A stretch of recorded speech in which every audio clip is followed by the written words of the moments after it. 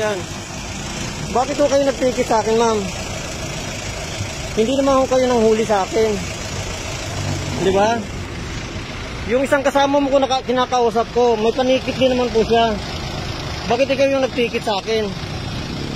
Sabi niya, pinababa niya ako, sabi niya sa akin, tingnan daw namin yung CCTV. Kaya bumaba ako.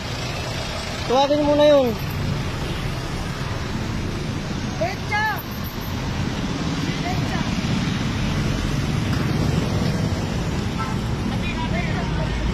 Sir, excuse po.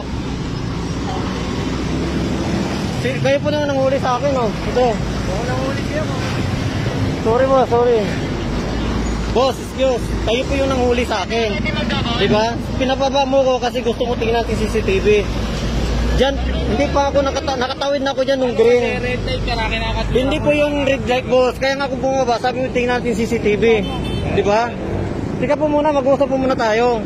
Ikaw yung may panikit, ikaw naghuli sa akin. Bakit siya yung nagtikit sa akin? Wala na, ubus na panikit ko kaya siya. Hindi pa, paano na boss panikit mo, boss? Oo. Andiyan yung panikit mo kanina, tinago mo naman. Tatago. Hindi pwede ganun na basta na lang kayo maninikit. Hindi po ako arrogante, boss. Bumaba po ako kanina kasi sabi mo. Hindi, nagtatanong pa po ako. Kasi, bakit kayo nagtikit? Siya po yung naghuli sa akin. Pwede naman tayo mag-apply sa office, sir. Basta, Sa opisina ko natin ito po yung...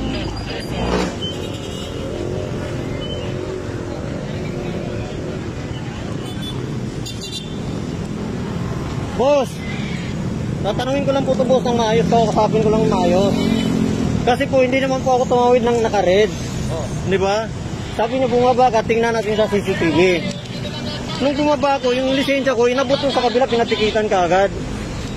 Kasi hindi naman pwedeng ganun, boss.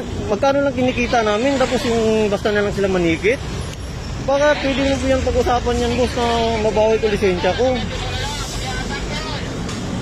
Masyado naman yung sobrang naman ng huli na hindi naman ayon. Di ba po? Kaya nga, boss, kinakausap ko nga po siya. Sabi ko sa kanya, ma'am, bakit kayo ang magtitikit sa akin? Sabi ko sa kanya, ma'am, bakit ikaw magtitikit sa akin? Eh, hindi naman ikaw ang nakahuli sa akin. Kung baga hindi ikaw yung nakasaksi sa pangyayari, bakit ikaw ang magtitikit? Di ba po? Sino ba nakahuli? Ito po, may panikit naman siya kanina. Sabi niya, wala na daw siyang panikit. Binigay niya dito. Sir, pasyo na lang yun. Ma'am, hindi po, ma'am. Pasyo na lang. Hindi, ma'am. Pasyo na lang yung ticket ikaw. Hindi, ma'am. Hindi basyo, ma'am. Huwag naman po tayo magsinungaling, ma'am. Sabi niya sa akin, Sus, hindi po, ma'am. Hindi po ba?